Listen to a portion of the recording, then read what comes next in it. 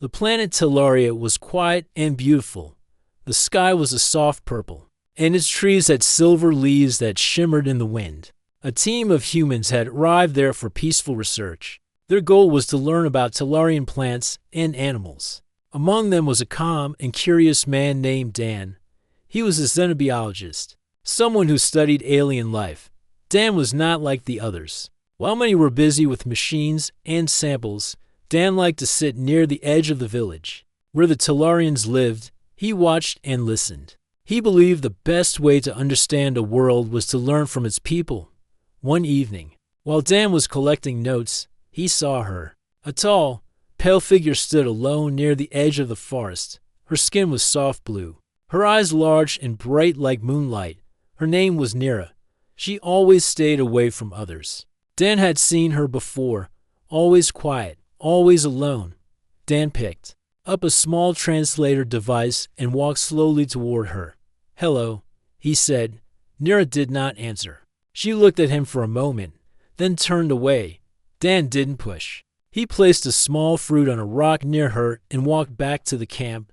The next day, the fruit was gone. This continued for many days. Dan would bring something, a flower, a book. A two-land leave it near Nira. Slowly, she began to nod at him. Once, she even said, "Thank you." One morning, something went wrong. Dan was writing in his notebook when he saw a group of Talarians shouting. He ran toward the sound and saw Nira collapsed on the ground. Her body was shaking, and her skin had turned pale white. Dan dropped to his knees. "What happened to her?" he asked. The village elder, a quiet old Talarian named Moore, spoke softly. "She is dying." "Why?" Dan asked. "She was fine yesterday." Moore looked at him with sadness. "It is our way. Our bodies are linked to bonding. If a Talarian does not find a mate by a certain age, her energy fades.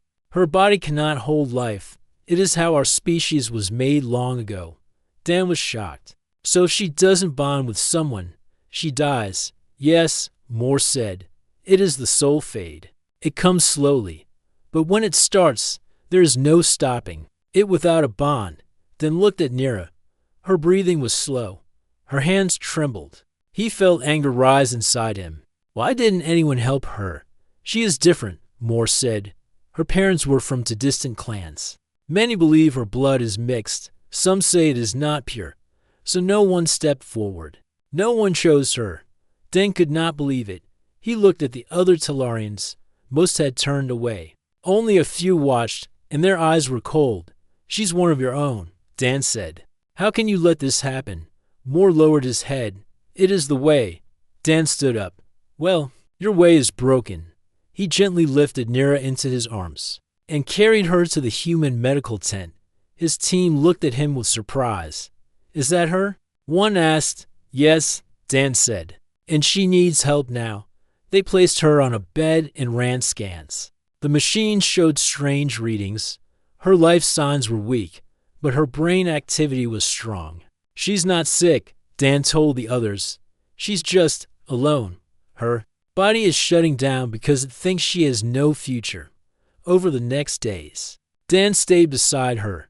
He spoke to her gently, even when she did not wake. He told her stories about Earth, about trees that turned red in autumn and birds that sang at dawn. He read to her from his favorite books. On the third day, Nira opened her eyes. Her voice was weak. "Why are you here?" Dan smiled. "Because I care, and I won't leave you." She stared at him. "You are not Talarian." "No," Dan said, "but I am someone who sees you. Not your blood, not your status, just you." Tears rose in her eyes. "No one has ever said that to me." Dan reached out and gently took her hand. "Then let this be the first time outside." The tent, whispers grew. Some Talarians were angry. They called Dan foolish. Others said he had broken a sacred rule. But some began to wonder if a human could care this much. What did that say about their own people? Dan didn't care about the noise. His only goal was to help Nira live. She was still weak, but each day she grew stronger. She laughed softly when Dan made bad jokes. She asked questions about Earth. She told him about Talarian songs and how their stars told stories. One night, Nira sat up and looked at him. "Why do you help me?" Dan looked at her and said simply, "Because no one should be left to die for something they didn't choose." And for the first time, Nira smiled, a real, warm smile. Something had changed, not just in her, but in both of them. And Talaria would never be the same again. The morning was quiet on Talaria. A soft mist rolled over the hills as the sun rose behind the silver trees. Inside the human camp, Nira sat near the entrance of the medical tent. Her eyes followed the movement of small birds that fluttered between the trees. Her skin had color again, and the weakness in her limbs had faded. Dan stepped out of the tent with a mug of warm tea. "Feeling better today?" he asked. And Ira nodded. "I feel alive." He smiled and sat beside her. "That's because you are." Nira looked down at her hands. "I still don't understand why you helped me.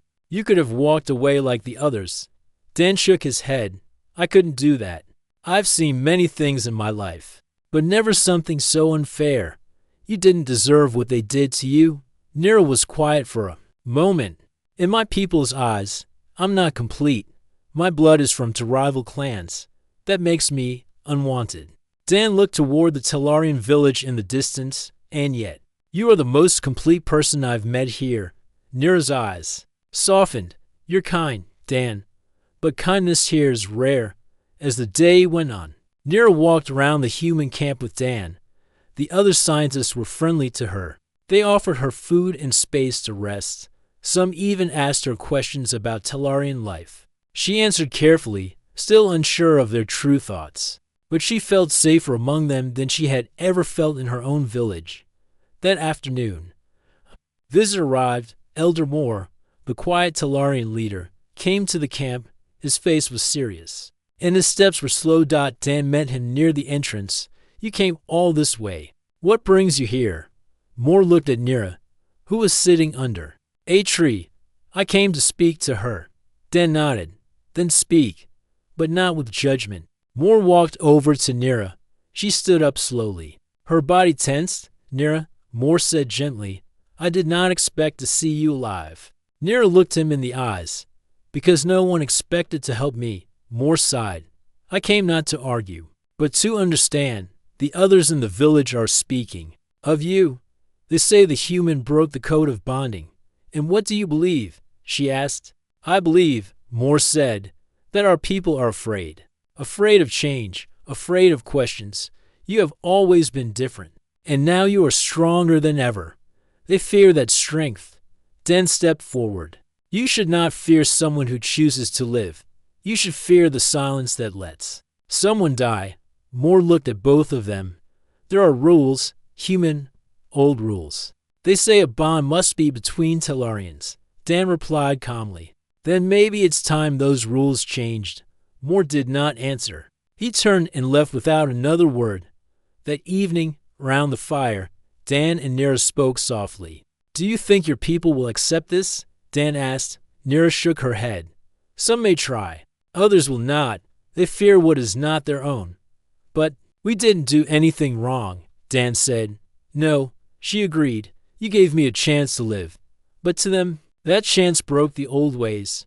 They see it as a challenge. Dan was quiet for a while. Then he looked at her. "If you could leave this world, would you?" Nira stared into the fire. "I don't know.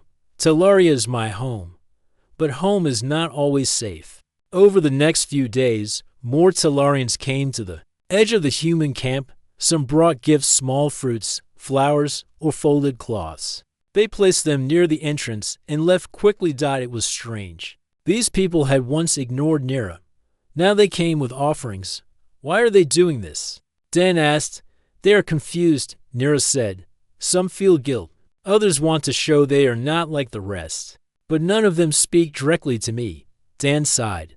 "Fear makes people act in strange ways." Then came the first act of protest. One morning, the humans found the path between the village and the camp blocked by stones and thorns. A message was carved into the bark of a tree. "Keep to your kind." Dan stared at the message. "So that's how it is? They are warning us," Nira said softly, then looked at her. "Do you want to stay here?" She paused, then shook her head. "Not Like this, I want to live, not hide.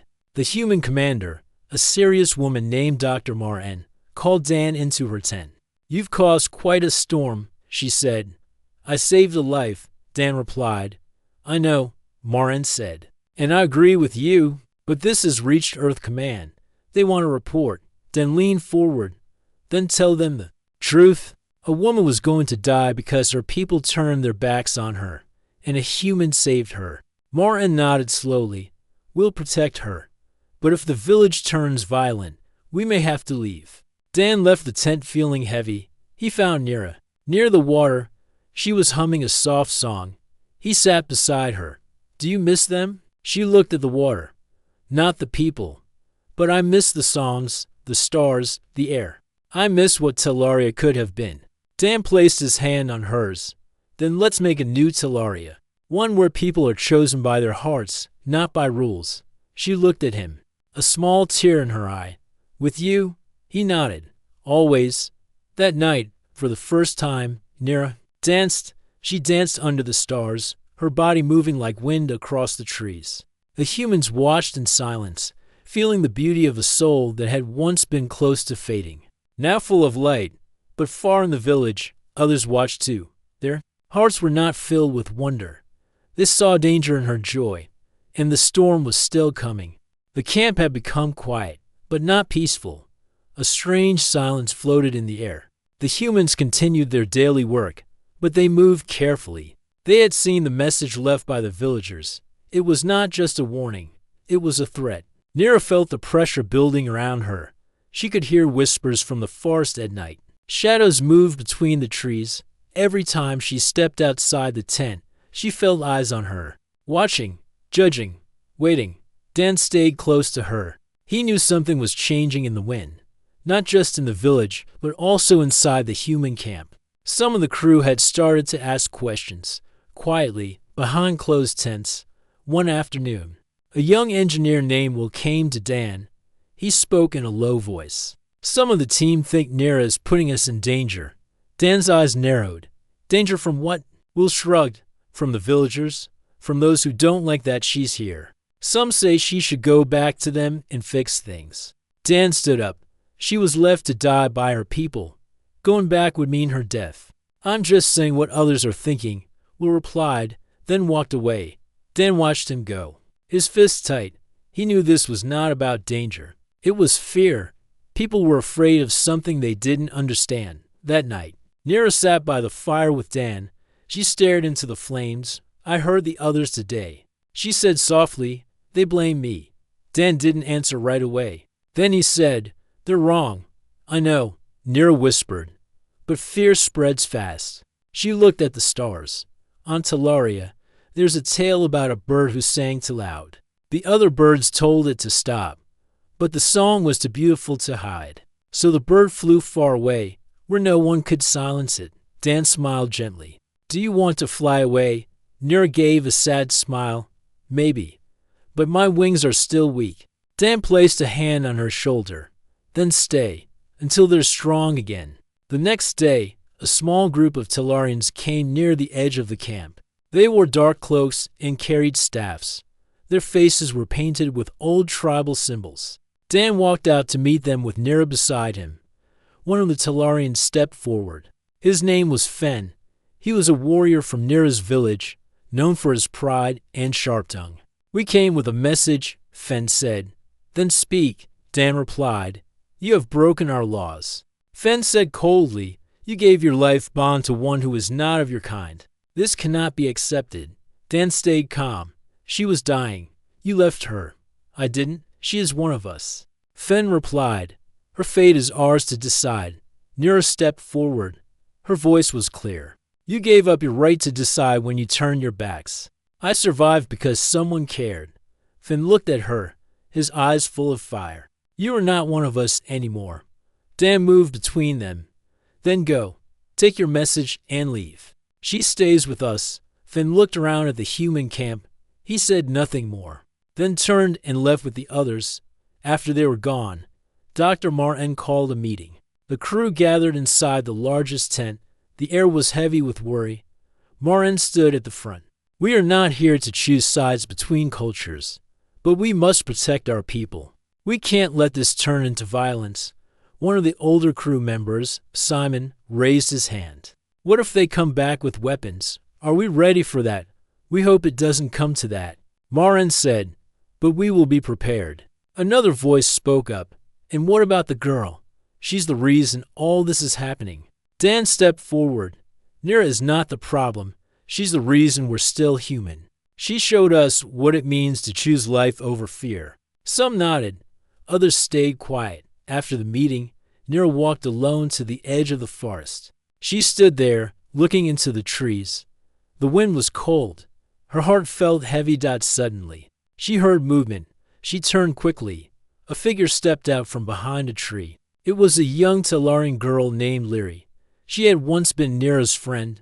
Nira, Lyri said softly. Nira's eyes widened. What are you doing here? I came to warn you, Lyri said. Fen and the others are planning something. They think your bond with the human is an insult to the old ways. Nira stepped closer. Why tell me this? Because I remember who you are, Lyri said.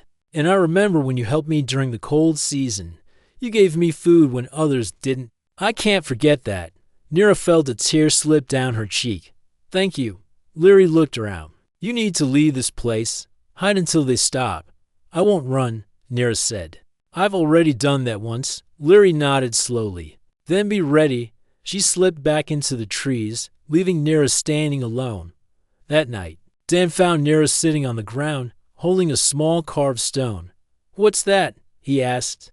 A gift from Lyri, a symbol of peace, Nira said. She came to warn me. Dan sat beside her. We'll be ready. The stars shone brighter that night, as if the sky itself was watching. Nira closed her eyes and listened to the wind. The storm was coming, but she would not face it alone. The human camp had returned to normal, at least on the outside. The machines hummed again. The engineers worked on soil samples. The guards walked their usual rounds. But inside, everyone was alert. Dan had doubled the watches at night. Nobody talked loudly anymore. They all knew something was coming. Nira stayed inside most of the day. She helped clean equipment and prepared food. But even in the safety of the tent, she felt something crawling in the air. It was fear. Quiet and cold. Dr. Marin met Dan near the edge of the camp. She held a report tablet in her hands. They're watching us, she said softly. The sensors picked up movement in the forest. Several bodies. Not animals. Dan nodded. They'll come when it's dark. Just like before. We need a plan, Marin said. We can't fight them in their own land. And we're not here to make war. Dan looked toward the tree line. But we will protect our own. That evening, Nira stepped outside for some fresh air. The sun had started to fall behind the hills. The sky was orange and purple. She stood quietly, looking at the horizon. Her heart felt heavy. Dan walked up beside her. I remember the first time I saw you, he said. You were barely breathing. I remember your eyes, Nira said. You didn't look away. Dan smiled a little. You didn't either. Nira looked down. Your people are kind. But they are afraid. We all are, Dan said. But fear doesn't have to win. A sudden shout came from the watch post. Dan turned quickly. A young guard ran toward them. Fire. He said, out of breath. On the west side. They ran together. In the distance, flames rose high into the sky. The edge of the forest was burning. Some tents nearby had already caught fire. Get the extinguishers, Dan shouted. Move the supplies. Humans rushed to stop the fire. Water. Lines were thrown across the ground. Foam was sprayed on the edges. Nira helped carry crates away from the flames.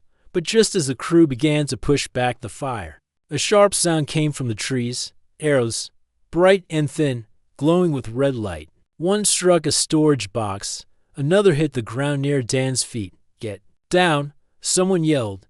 The Talarians had come. Figures moved through the smoke. Tall and fast, they wore cloaks and masks. They did not speak. They only moved with speed and silence. More arrows flew. Dan grabbed a shield and stood in front of Nira. We have to get you out of here, he said. No, Nira answered. I won't run again. He looked at her. She stood straight, her hands open, no fear in her eyes. Dan turned to the others. Set up the shields. Keep the fire away from the fuel tanks. As the battle grew, one of the Tellarians stepped forward. It was Fen. He pulled off his mask and pointed at Nira. She does not belong here, he said loudly. Give her to us, and we will leave. Dan stood his ground. She belongs where she is safe. And she's staying. Fen looked around. Your people are weak. You care too much. You don't understand what her blood means. I don't care what her blood is, Dan said. I care who she is. Fen took a step forward, but before he could speak again, a second voice came from the trees. She is stronger than you ever were, Fen. It was Leary. She walked into the clearing, alone, holding a staff. The warriors behind Fen looked confused. She stands for peace, Leary said. You stand for hate. Fen raised his weapon. Step aside, Leary. No, she said. Then something unexpected happened. One of the Tellarian warriors dropped his weapon. Then another. Slowly, some of them stepped back, then looked around. Lower your weapons, he said to his crew. Let them see who we are. The humans slowly lowered their guns. The camp stood still. Fen looked around and saw he was losing support. He gave one last look at Nira. You chose the wrong side, he said. No, she answered. I chose life. Fen turned and disappeared into the forest. The others followed.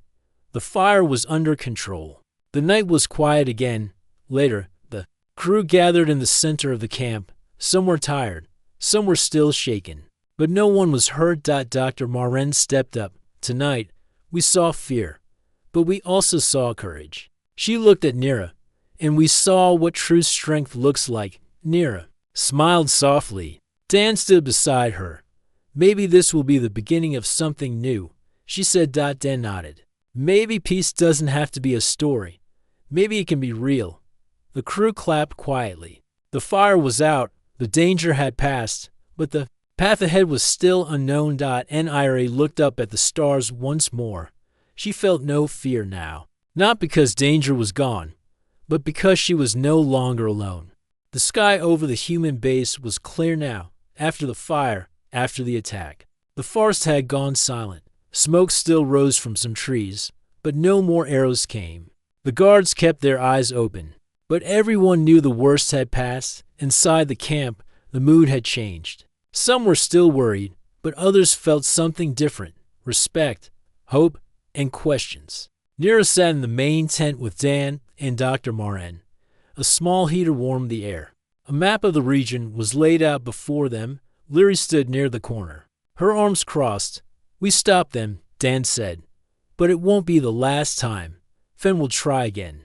Dr. Maren nodded. They fear change, and Nira's choice frightens them. Nira looked at the map, then at Dan. I don't want to bring danger to your people. Dan shook his head. You didn't bring danger. You brought truth. And truth always shakes the ground. Leary stepped forward. My people are divided. Now, some want to fight, but others are thinking, questioning Fen. That is good, but it will take time. I don't have much time, Nira said quietly. Everyone fell silent. Dr. Maren looked at her gently. Your body is still changing. Scan your cells again. You're stable for now, but your species has a bond instinct. Without a connection, the body starts to lose balance. I know, Nira whispered.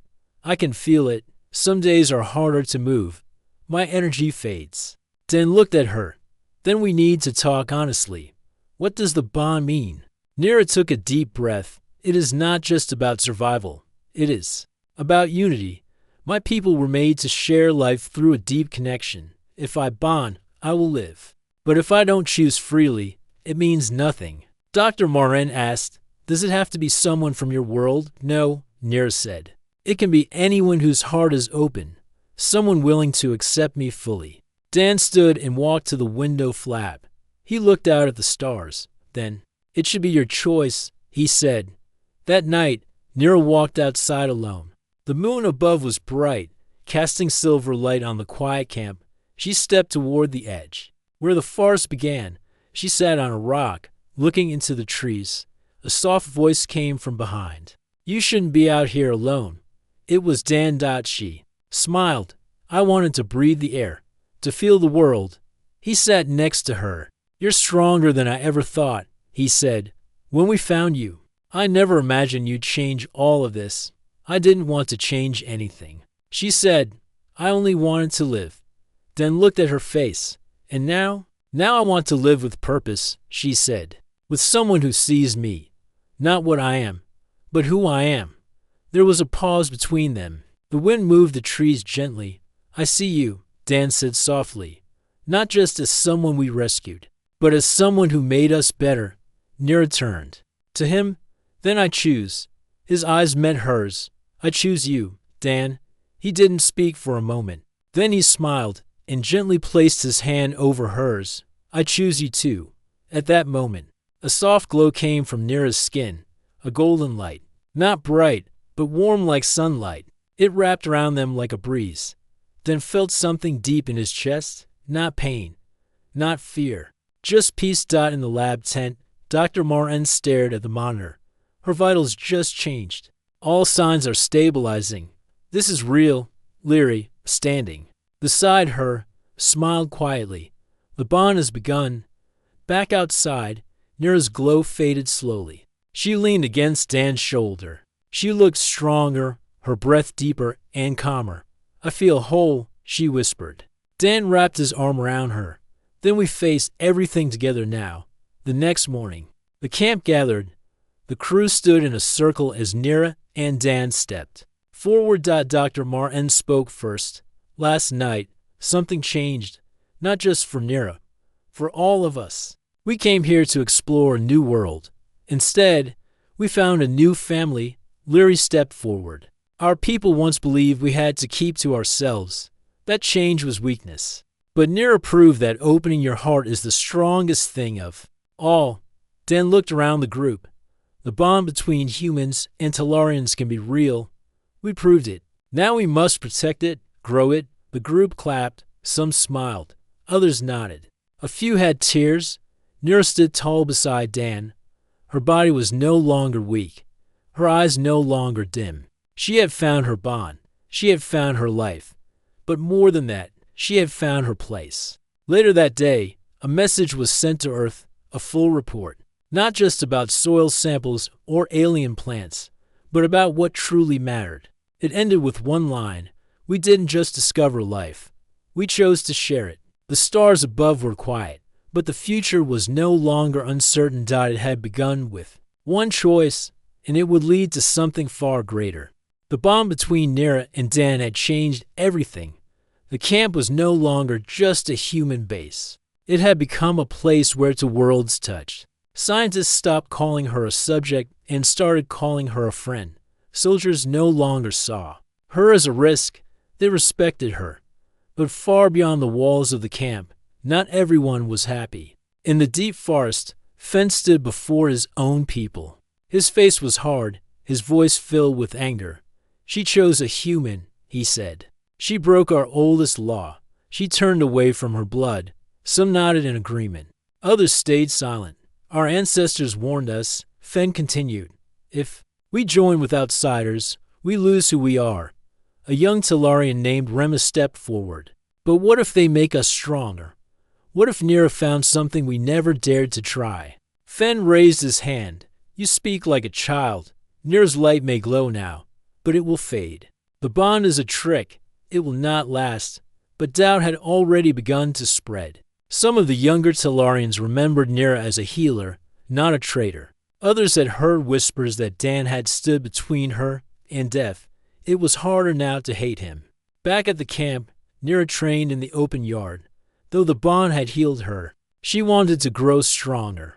Dan stood beside her, showing her basic moves with the training staff. You're doing better than I expected, he said with a smile. She blocked his swing and laughed. I was not weak before, only tired. Now I have strength again. They sparred gently as Dr. Marin watched from a distance. Have you noticed her reaction time? She said to Leary. Faster than it was before. The bond didn't just heal her, Leary replied.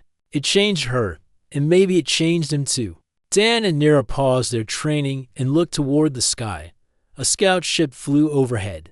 It was one of Earth's long-range ships. It landed smoothly at the far edge of the base. Colonel Harrow stepped out. He was tall, sharp-eyed, and always serious. Soldiers followed behind him. Dan walked up to greet him. "Welcome back, sir." Harrow didn't smile. He looked straight at Nira. "So she's still here," he said coldly. Dan nodded. "She is. Not a threat. She bonded with you. That makes her part of this team," Dan added. Harrow crossed his arms. "And that's exactly what concerns Earth Command." Dr. Moran stepped forward. "Sir, she is stable. She's healthy. More than that, she's helped us avoid war." Harrow raised an eyebrow. "Is that what you call it? Avoiding war?" "Because the latest message from the Tellarian Council says otherwise." Everyone fell quiet. "What message?" Dan asked. Harrow turned to him. "The Tellarian leaders are divided. Some support this bond. Others demand she be returned to them for judgment. If we refuse, they may see it as a betrayal." Nira stepped forward calmly. "I will not return with them. I am not a prisoner. I made my choice." "That's the problem," Harrow said. "They say you don't have the right to choose." Dan clenched his fists. "And what do we say?" Harrow looked at him long and hard. "We say Earth must protect its people if war breaks out. Every life here is at risk, so we need a solution." Leary spoke next. "The solution is not giving up the one who brought peace. It is standing by her." For a moment, the silence was heavy. Then Harrow spoke. "I'll send a message back. But if we don't find a way to calm both sides, this camp may not be safe much longer." That night, Dan and Nira sat under the stars again. They said little. Their bond let them feel each other's thoughts. "Do you regret it?" she asked. He looked at her. "Never." She smiled softly. "Even if war comes," he took her hand. "Especially if it comes, because you're worth it." The next morning, a plan was set in motion. A meeting would be held in neutral ground, a sacred glade, between the camp and the Tellarian High City, a place of old peace. Both sides would send leaders. Both sides would speak. Dan and Nira would be there. Colonel Harrow agreed, though not happily. "One mistake and this becomes a battlefield," he warned. Dr. Martin prepared a medical kit. Just in case, Leary gathered Tellarian supporters who wished for peace. As they left the camp, Nira looked back once. "This place gave me life," she said. Dan smiled. "Now we fight to protect it." The glade was quiet when they arrived. Stone circles marked the old meeting place. Birds chirped above. Sunlight fell gently through the trees. Then the Tellarians arrived.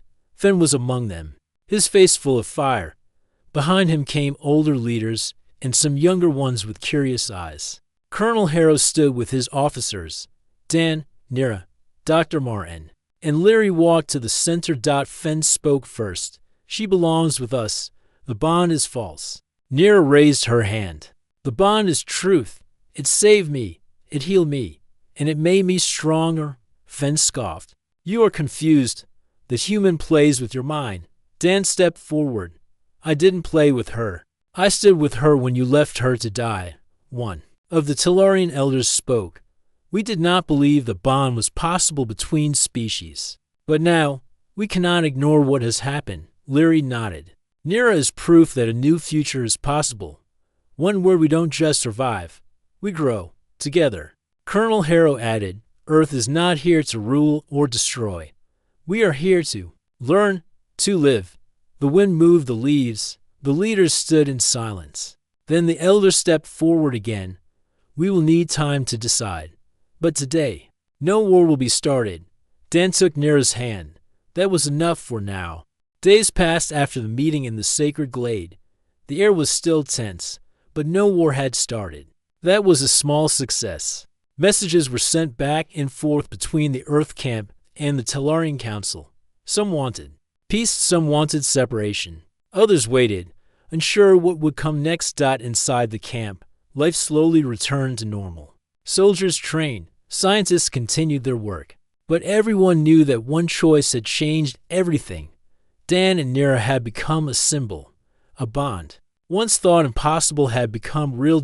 NIRA spent more time with the researchers. helping them understand her people's culture. She showed them how her kind used energy, how they healed, how they felt nature around them. Dan stood by her often, proud of how she had grown. One evening, Dr. Moran called a small meeting in the command tent. Dan, Nira, Leary, and Colonel Harrow joined. The Talarian Council has sent their answer, Moran said. Everyone leaned in.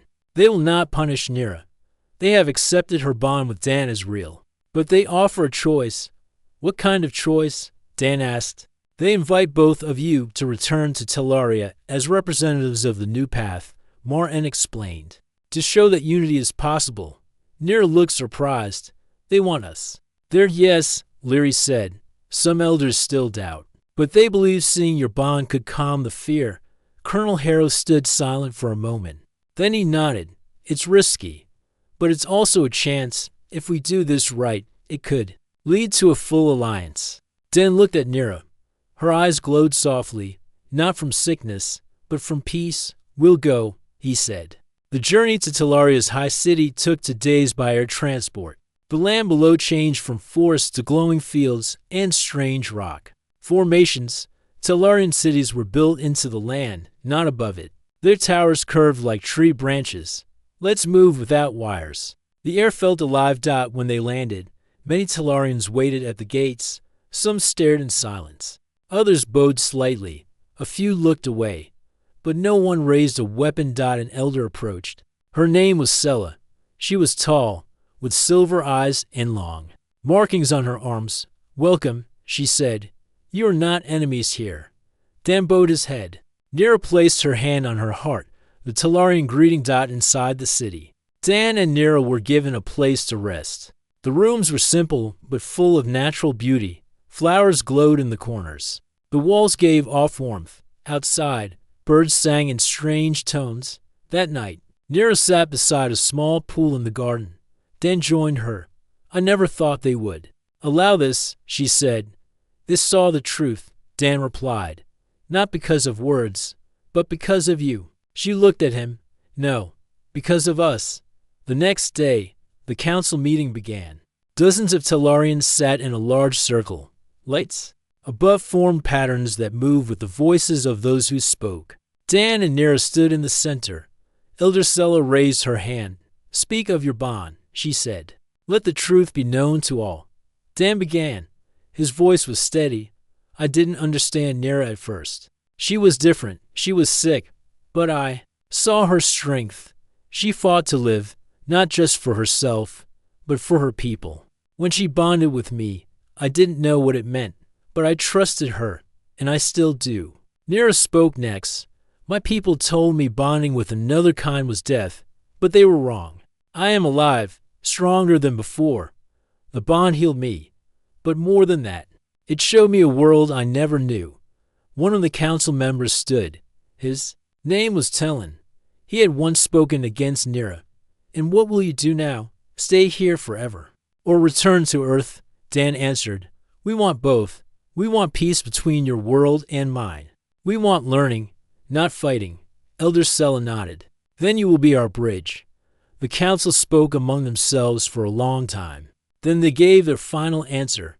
You will stay with us for 1 season. If the bond remains strong and peace holds, we will begin talks with Earth Command. Dan and Nira accepted. Over the next weeks, they helped build new spaces for human Talarian meetings. Leary joined them, working with both sides. Slowly, fear faded. More Talarians came to speak with the humans. More humans began to understand the Talarian ways. One evening, a small child from Talaria ran to Nira and held her hand.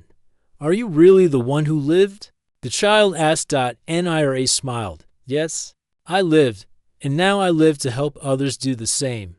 Dan placed a hand on Nira's shoulder. Round them, the city lights shined like stars. Their bond had not faded. It had only grown stronger. When the season ended, the council kept their word. Talks began. Ships moved between Earth and Talaria without fear. Science, stories, and songs were shared. The bond between one human and one alien woman had opened a path no one thought possible. Years later, people from both worlds would tell the story. Not just a tale of survival, but a tale of courage, a tale of trust, a tale of a bond. That changed the stars.